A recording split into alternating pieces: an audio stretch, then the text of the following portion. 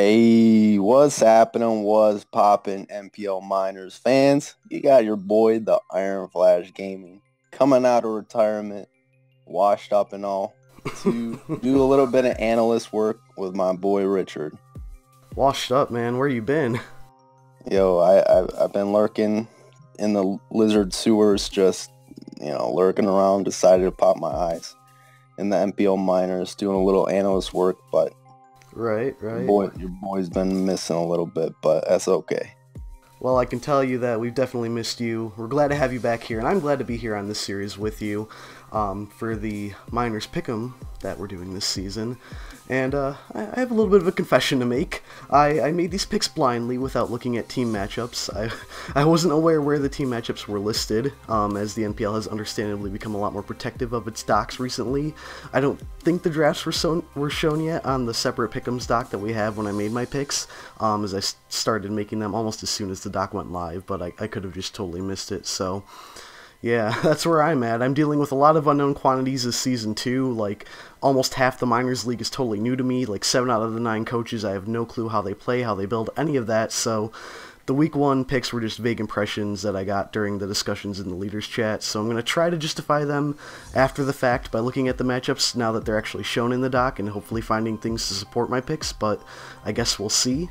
And if, just for the record, if my voice sounds a bit weird or cuts in and out, it's because I'm very sick, so I'm going to try to get through this, but anything you have to say before you jump into the first pick'em for the first match here? Yeah, I mean, week 1 is always a hard week to pick just because you have new coaches in a new league with new teams. You kind of see like where players go and progressing forward because usually if they win early, they're going to be one of the stronger teams, and even sometimes you see good players struggle certain seasons, and it's usually because the team that they have is usually doesn't necessarily fit them. But the only, yeah, I can't really say like I looked in depth at all, really. I mean, I seen some of the matchups, like, versus Jake. Clearly, Jake has a unfavorable matchup, but Jake will hopefully pull through the tough matchups going forward. But yeah, I'm gonna actually start off week 1. We have basically the same player facing against each other in the sense of Illusion and Las Vegas versus Connecticut. This is a pretty good rivalry because once again it's basically like Bronson versus Dr. Janosco, whatever. It's a hive reference, but these are 2 players that know each other very well, and I'm gonna have to give it to Illusion only because he's the master in comment sections. Like he knows every single draft player to ever hit the planet through the comment sections alone. And also he drafted Coco, which is apparently the best. Actually, no, he drafted Mega Heracross. That's a god too. But he thinks that Tapu Koko and Gligar are actually Pokemon, but they're a little overrated in his sense. But I think he could definitely make them work. And that Pikachu hopefully comes in the match, especially if he brings that powerful Pikachu. He can do some work with that. Right, of course. Well, I see that I'm the only one who actually picked Connecticut on our little document there. For that justification I was talking about, I did look at the matchup, and I do think that Connecticut does have that Rotom Heat there, which can take advantage of the Tapu Koko on Las Vegas' team by benefiting from the electric terrain.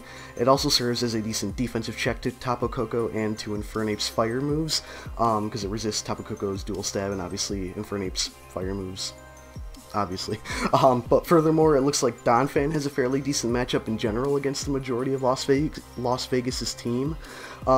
Cobalion looks really threatening with the right set, maybe something like a Volt Switch to pivot around the Slowbro, Close Combat to hit the Hydreigon, and Empoleon, Porygon 2, and Rhydon super effectively.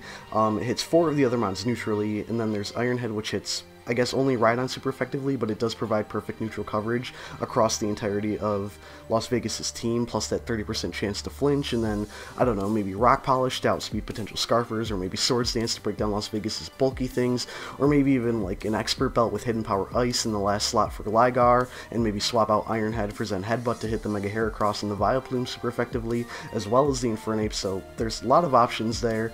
So not a bad matchup, I feel. Connecticut does have access to Manaphy as well as Z Latios and Z Alolan Ninetales and Dugtrio to trap, so definitely a very threatening team. But unless you have anything more to say about that, we can move on to our second match of the week.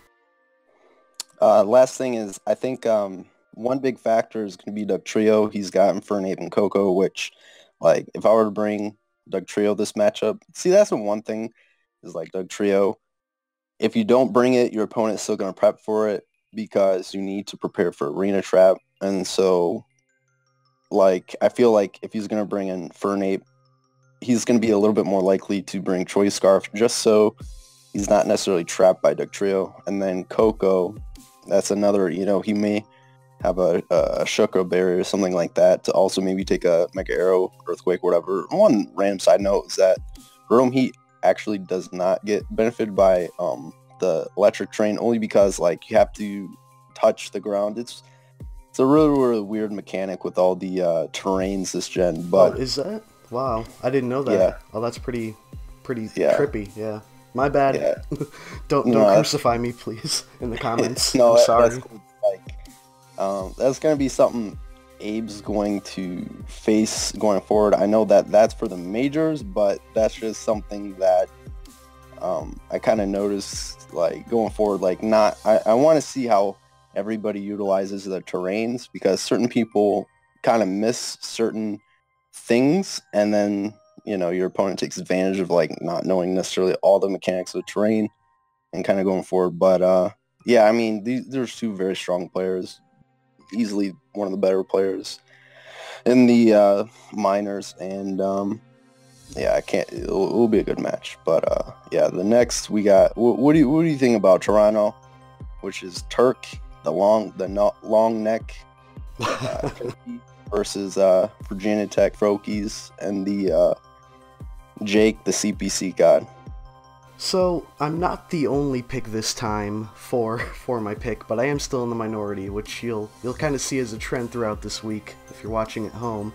The deciding factor here for me was the fact that a relatively unknown quantity to me in the Virginia Tech Frokies was facing off against someone whose performance began to impress me by the end of the previous minor season, that being Turk and his Toronto Luxrays.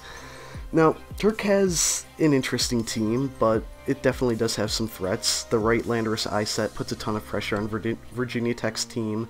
Once Shaman and Quillfish are gone, Turk's Azumarill has a bit of a field day, especially if you can wear things down a bit. Goodra can wall many of the Frokies' special threats fairly well, but Virginia Tech's draft honestly looks like one of the most well-composed drafts this season. Like, I would rate it very highly if I were doing the post-draft power rankings, and had I actually seen the drafts before picking, I might have picked them over the Luxrays, but I know Turk's a good player, so I think he definitely has a chance if he can bring some innovative sets. I'm sorry, my throat is now beginning to cut out, but Zazo, why don't you give us your thoughts on this match?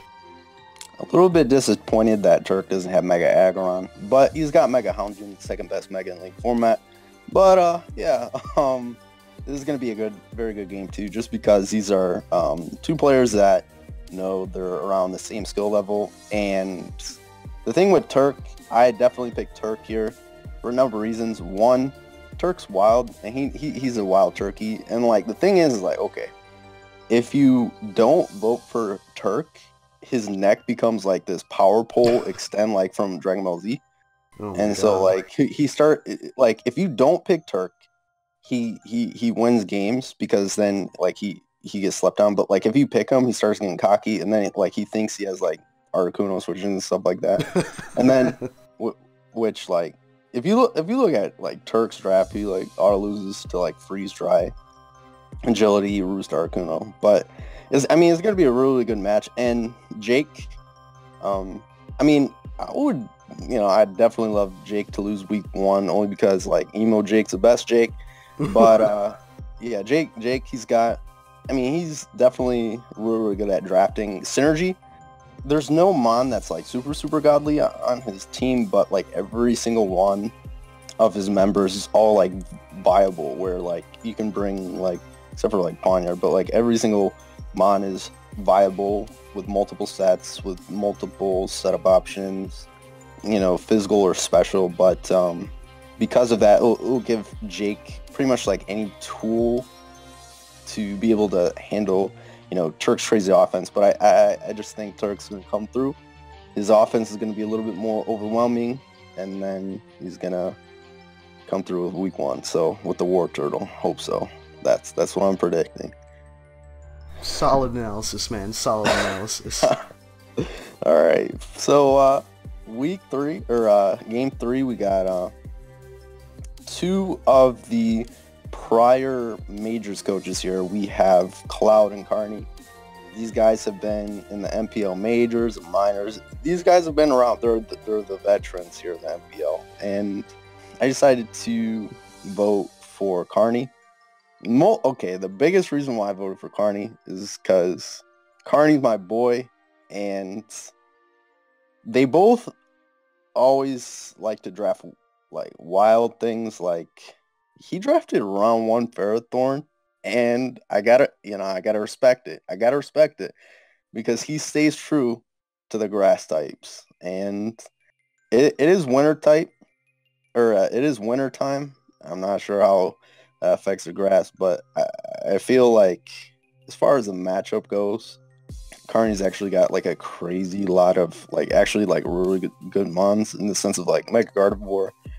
I can either like this thing, Mega Gardevoir, I feel like is definitely one of the sleeper megas now going forward, because like I don't know, I think Carney's gonna find a way to like weaken the mons with like Ferrothorn's hazards.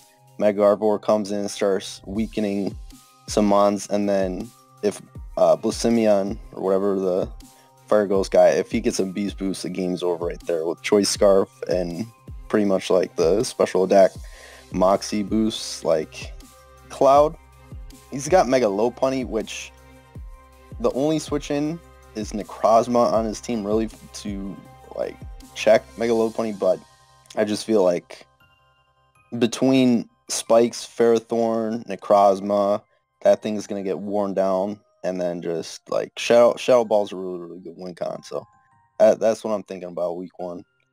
So this was definitely a more familiar matchup to me, the Jersey Weaviles, rebranded from the Jersey Dwebbles versus the Vancouver Stealth Rocks. Now, both coaches last season in the minors had it fairly rough. I believe Cloud even had to drop out for unrelated personal reasons. That was after a week 1 loss and a week 2 forfeit, but then Carney tended to hover around my bottom 3 when I did the PRs last season.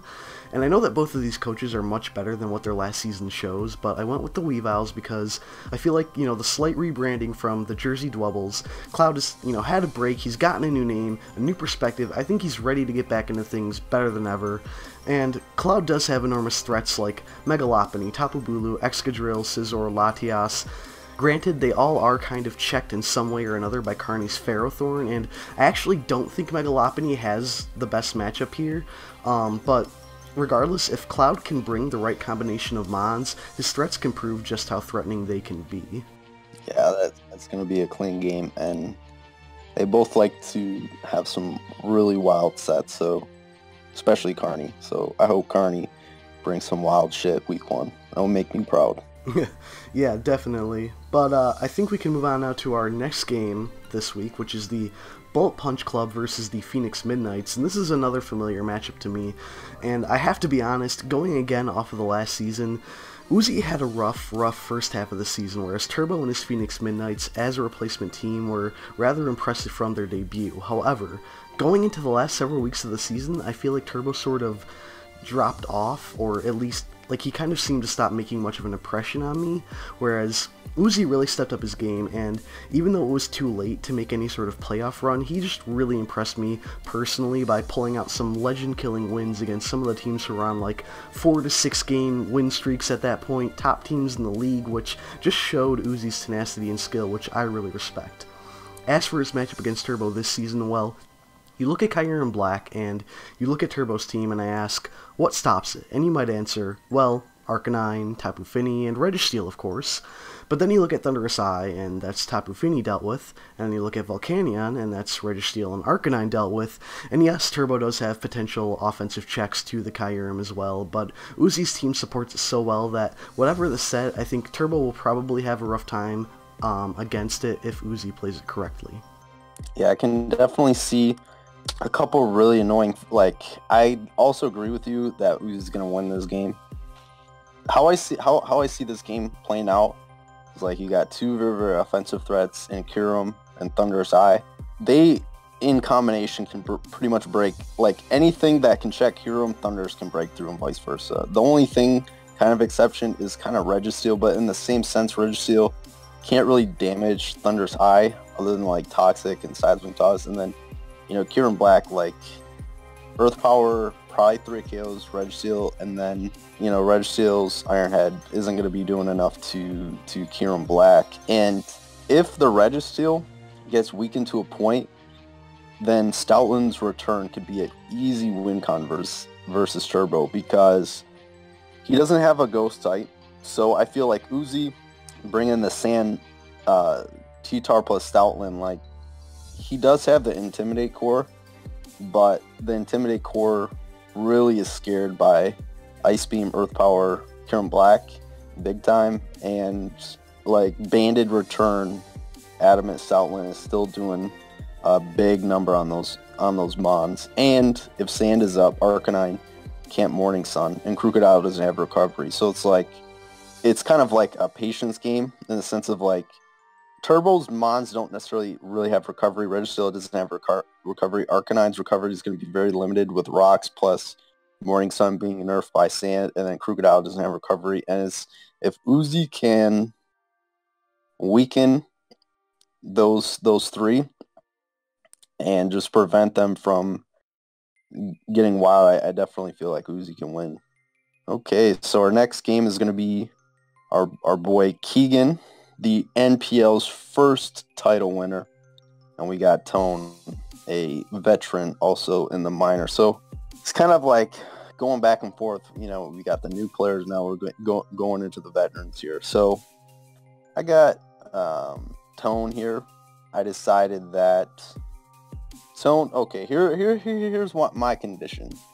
I learned this one from Shoddy. Like, it makes a lot of sense. So Primarina, it's a very scary mon because it can just, like, pretty much, like, to a kit, like, the only things that switch into, like, Moonblast and Hydro Pumps are, like, Ferrothorn, things like that, which Keegan has hardly any switch into Primarina. So, like, the thing is, like, Keegan is going to over prep for Primarina, right? So then Tone's thinking, I'm not even going to bring Primarina. Keegan's going to over prep for Primarina. And then things like Mew and Scolpede Heatran are just going to run through because you're not prepping for those bonds. You're prepping for the Primarina, and then you don't even bring it. That's what I'm thinking. But Young Mega, definitely looking like a scary threat, because if you don't pick Young Mega in the top 4, like, picks, like, you're definitely making a mistake. Very, very good mon, regardless of what David thinks in the majors. Like, David said that he would draft it before round 5, didn't even get it. Really disappointing. But Keegan, he's got a really good core that I've used, I think, probably two times in Zygarde Pinsir. That's such a really, really good offensive core. They do have 4 times weaknesses, which I hate, but, like, so pretty much Zygarde, it beats, well, 1,000 Arrows hits everything except for grass types and bug types, and then Mega Pinsir just comes in on grass and bug and just eats them alive. It's like literally nothing, no one mon in the game can check Zygarde and Mega Pinsir, except for something which, another thing that Tone has is Mew. Mew's one of those mons that actually can beat potentially Zygarde and Mega Pinsir because they do share the ice weakness. Mew is often used to defensively check Zygarde, and I can definitely see Mega Manectric also limiting Mega Pinsir from ever necessarily sweeping too. So I think Tone's got this one, as long as he gets up rocks too, because Keegan's got a lot of really big rock weakness mon, being Mega Pinsir, Mega, Entei, your pretty much main threats, bar Zygarde, are going to be weak to rock. So Tone brings Mega Manectric for the pincer, Ice Beam Mew, and then make sure rocks are up. He should win this game. That's what I'm thinking.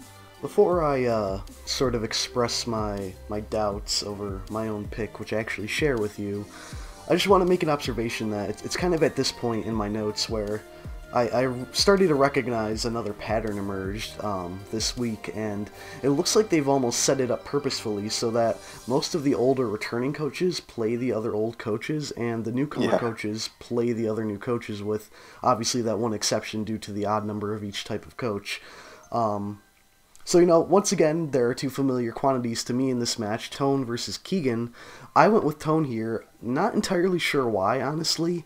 I think this was my most debated pick when I was making them. Again, I was just, doing this week's picks absolutely blind, so all I had to go on was these coaches' performances of the previous seasons, and they were both kind of equal to me in that regard. And again, I really wish I had been aware of the team matchups beforehand, as I do like Tone's team, and I think he has some very nice threats and a pretty good team composition for only having 10 Mons.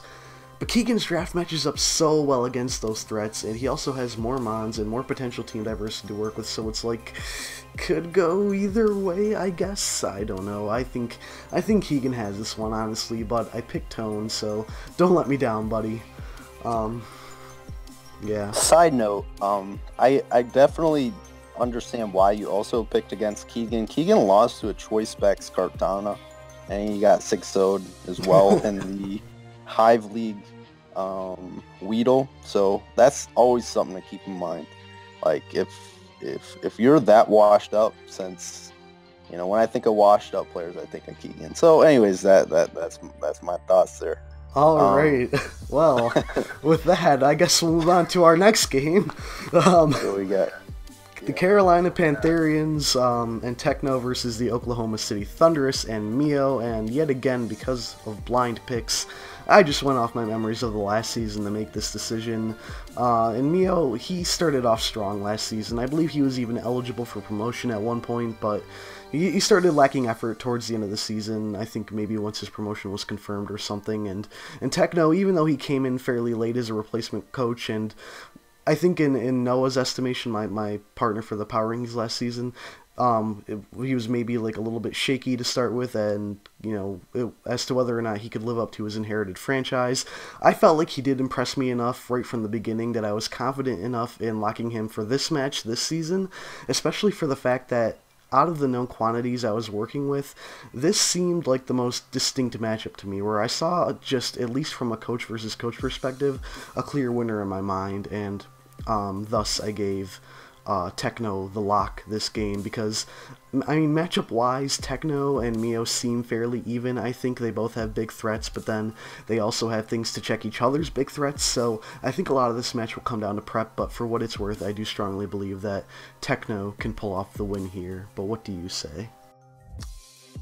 Yeah, I think overall, I ended up giving it to Mio, but overall, I actually think that Techno has more of a better history than Mio, in the sense of Techno is one of those guys to always make playoffs, always even make it to finals a lot, and he's always a major threat. He's in the same branch field as Turk and iPro and Jake in that same level, so pretty high level in that sense. And Mito is, he's hit and miss, whereas one game he'll stun on somebody, like how he stunned on Hiker Toad in the CPC, and then other games he loses to Rock Polish Seed Bomb Down Fan, and then you're thinking to yourself, what the heck, how do you lose to something like that? So the reason why I gave it to Mio is that, once again, it's snowing outside. He's the biggest snowflake that I know, and because of that, I don't know what direction. I don't know what Mio we're gonna see right off the bat. I don't know if he's gonna come out with stun or die, win from that, or is he going to get way too predictable? And I don't know, I feel like Neil's just one of those like weird matchups where I think he can do well versus some strong players like Techno. So that's pretty much the only reason why I gave it to Mio, just because I feel like once again he does well versus stronger players. And so As long as he doesn't, get sucked into the Doki Doki Literature Club or anything, I'm sure yeah. we'll see a decent battle from him. But why don't you introduce the next matchup there? Yeah. So this is another. Yeah, they definitely. I just now noticed this too. You noticed it right before me, which is clearly they rigged the GBA matches here in the sense of like you have like perfect like games for week one because like so for example Hiker versus John, they're pretty much best friends, and well I don't know, they're pretty close buddies. They always talk into a lot of leagues, and then yeah they're I'm slow, but yeah, so these are two guys that know each other a lot. Pretty sure Hiker wins most of them too. There's this league called the LD, and I'm pretty sure Hiker just won the recent one over John. But Hiker is, in my opinion, like one of the most consistent players, and I haven't seen much about John. I think John is maybe the least that I've seen out of everybody in minors, pretty sure, and I've seen a decent amount from Hiker, so this is going to be a really good game, but I feel like the players, okay, so obviously John and Hiker are very, very close, and I usually think that whoever wins, so the last person to win it was Hiker, and I feel like John's going to win it just because John knows why he lost last time, can take advantages of some of the ways how Hiker won, and he can kind of like butter up his biscuits and hopefully get this week one win. Because the other thing too is that they don't maybe want to reveal their best strategies week one because they might face each other in playoffs. So I feel like Hiker may be the guy to bring like a pretty solid team, but not his best team. And then John's going to really want, I feel like John basically just wants to win more. And because of that, he's going to get the W. So. Right, so. I want me down, John. The Boston Bulldoors versus the Indiana Keldios. Now, you actually were the last coach, or last analyst rather, to submit your pick'em picks for this week, and I have to say that at the time when I got around to considering this pick, like I said, I was one of the first people on the dock making my picks, but by the time I got around to this match, most of the other pickers had begun to fill out their choices as well, and I noticed this overwhelming support for Boston. Like, I think most people even skipped ahead to put Boston down as a pick before even going for the other matchups. So, because I don't know anything about, like, these 7 new coaches, like, I've only heard things, like, obviously very good things from, like, the leaders chat when they were, getting chosen and stuff, but, because, but beyond that, I don't know these people yet. I'm going to have to spend, some time watching their games this week and checking out their channels and all that, but I was already starting to doubt myself a lot at that point, and, considering that most of my picks were differing from Greg's, and Greg is fantastic at pick'ems,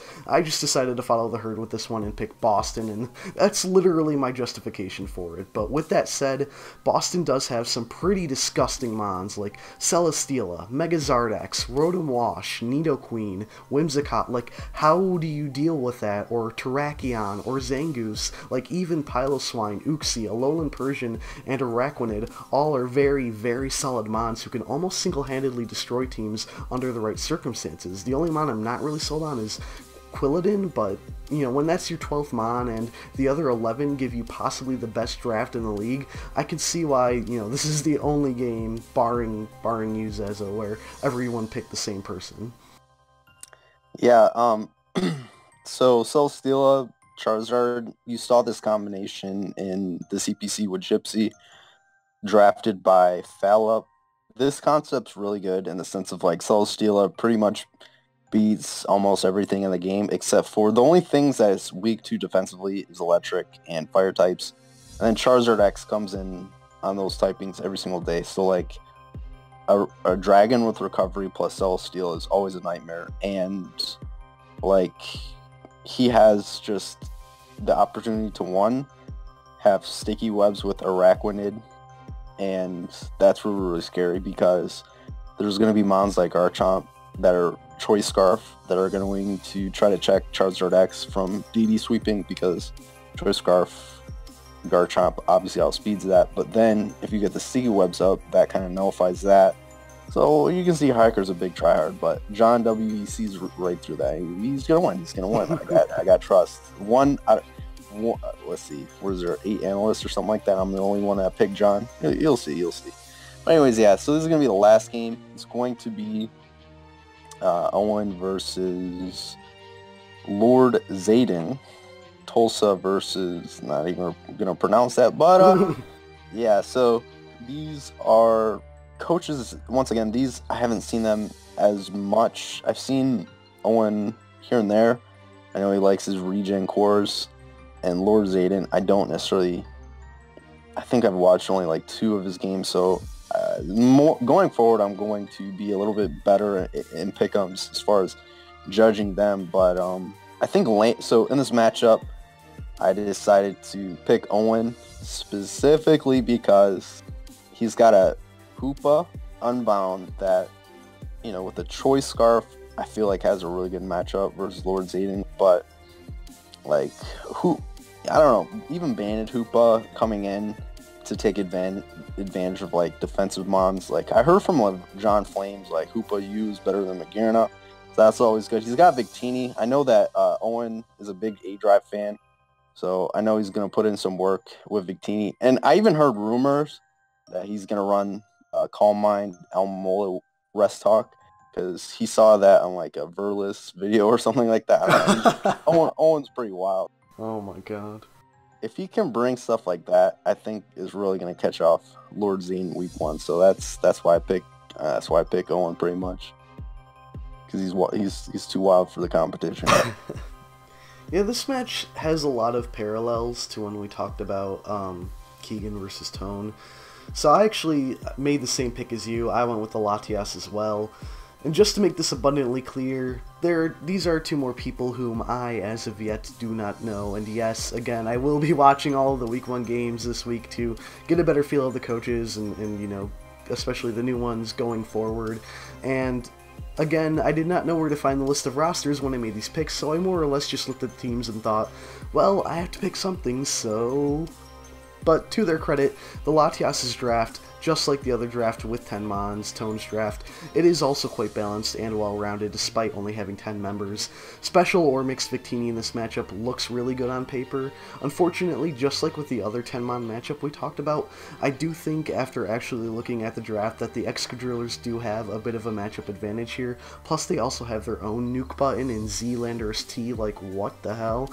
Among other things, like Starmie, and yeah, we'll see, but I don't know. Like, this is another one of those matchups where after I saw the document and I looked through the teams a bit more closely, I was like, man, I don't know. I wish I knew where this was when I started my picks, but I was kind of, I guess, pressured to get them in as quickly as possible because I like to be very legit when I do these things, and we don't know the matches when we didn't know the results of the matches when the doc got put up, but I didn't know how long it would be until we did know the results of the matches, so I wanted to get my picks in like as quickly as possible before any of the matches could get out, so there's like absolutely no possible way that I could have any prior knowledge of the results, and it may have screwed me because I also had absolutely no information on the teams. I hadn't watched any of the draft recaps, I hadn't gone through any of that, I hadn't had the time because I didn't know when this video was coming out actually, so yeah.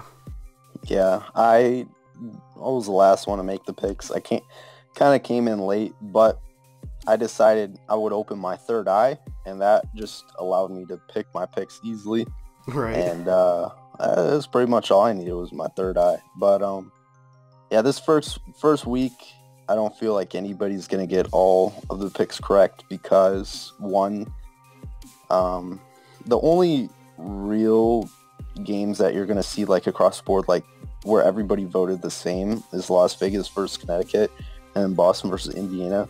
But like every single other game is pretty much 50-50 on votes because it's so early in the season. It is so difficult to really see where everybody's at. And how even though you know who's some of the better players, you don't know how well they're going to do with their team. So I feel like other than that, I felt like we did a very good job explaining our thought process. This is our first week, and going forward, we're going to really see how the teams function. So far, I think this is a pretty solid video. The fans, they should hopefully have their popcorn ready. see our picks. And guys, just by the way, let us know how you feel about this format where we both kind of take a turn to talk about each matchup. If you prefer it like this, please let us know. And if you would prefer if like one of us takes half of the teams and the other person takes the other half, please also let us know that as well. But I mean, that's all I have to remind everyone about. Please like this video if you did enjoy it. And Zazo, do you have any other closing thoughts to give to the people? I hope I see Emo Jake after week 1. That's all I got. Alrighty then. Have a good one, guys, and we'll see you in the next week's video. All right, guys. Peace.